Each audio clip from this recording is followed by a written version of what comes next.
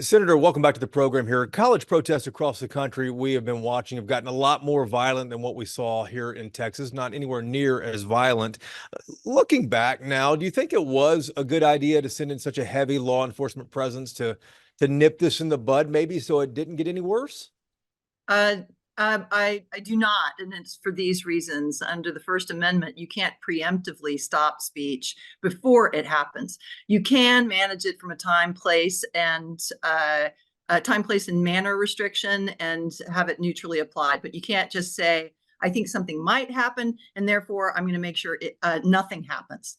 So I do believe that the overwhelming, expensive, and frightening police presence was too much and actually had the perverse effect of escalating the circumstance. And we have evidence now of students continuing to peacefully gather on the South Lawn, having teach-ins and discussing their views with regard to Israel and Palestine without the need for large police intervention.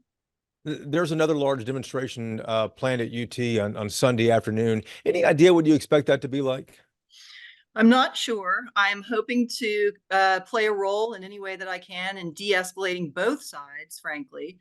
The tents were a clear violation of the rules of the time, place, and manner restrictions that UT applies for any protest.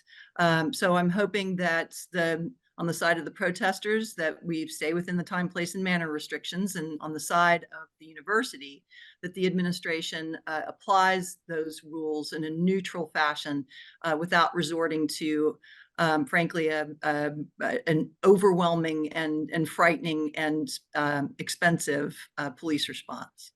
Have you had any one-on-one conversations with the president at UT, Jay Hartzell? I have had text exchanges with him that are frankly very productive. I have a good relationship with President Hartzell as well as Chancellor Milliken. Tell us about that. Productive in what sense? Well, last week we had a very good, very adult and productive exchange about what their fears were and how we might be able to work together moving forward to de-escalate the circumstance.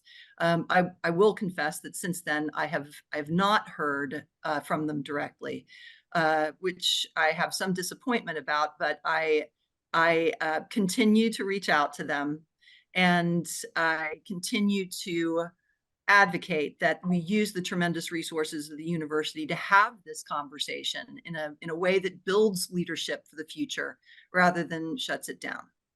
UT keeps saying the whole time, listen, we're watching what's happening in New York. We see what's happening in Los Angeles. We don't want to have the same thing happen here where protesters might try to take over a building or something like that. Well, what is the answer then to letting the students have their First Amendment rights, but not to let things spiral downward? Well, it's one thing to dismantle an encampment, and I frankly support them in dismantling the encampment. But it's another thing to shut down all peaceful protests. That occurred on Monday. I was there and I saw it. But since then, I am heartened to see that the administration has allowed for continuing protest in the very same spot, the South Lawn, that is peaceful, that is characterized as teach-ins, that is good conversation, including pro-Palestinian and pro-Israeli students. So I think that the administration is finding that sweet spot where dissent can occur on campus, conversations can occur, and even perhaps understanding could occur.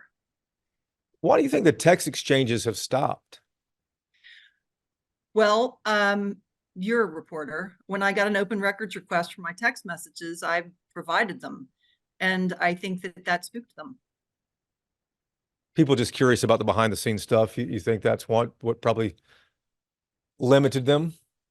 Um, I hope not, but because I believe that this kind of exchange is important for people to see and to understand, and therefore trust their government. That the government, including the University of Texas, is truly trying to find the right balance. I hope that that's the case.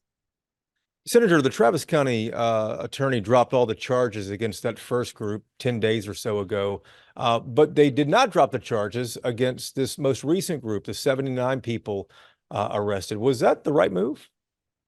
I'm not inside the county attorney's office anymore. I used to be, but I can tell you as an outside observer with some special knowledge that this next batch of offense reports and charging instruments were frankly better done from a professional standpoint. The previous ones were infirm on their face, and so they were tossed out. I do think it's important to remark that there have been over 100 arrests over multiple days of protest. There hasn't been a single credible allegation of assaultive behavior. And I'm very, very thankful for that. There has been no credible allegation of property damage or assaultive behavior in any of these offense reports or charging instruments. To make sure I'm clear, why do you think that the protests at UT Austin and the others we're seeing across the state, why haven't they devolved into what they're seeing in Columbia and New York and UCLA and Los Angeles? Any idea that it's the same cause everyone's protesting? Well, one could ask the same question of universities in, I believe, the upper Midwest that have had no police presence and actually are welcoming or at least tolerating encampments to a certain degree. Those too have not devolved into chaos. So we need to be looking across all of the examples out there to see what the right mix is, what actually works, the best balance between free speech and an appropriate time, place, and manner restriction. I think it's clear that the first days of this protest was way too heavy-handed on the enforcement side. I think, again, the administration is learning and it's finding its sweet spot. And do you expect to continue playing a de-escalation role with both sides? That's my job as the state senator, and I am honored to do it. Senator, we appreciate the time. Thank you. Thank you for yours.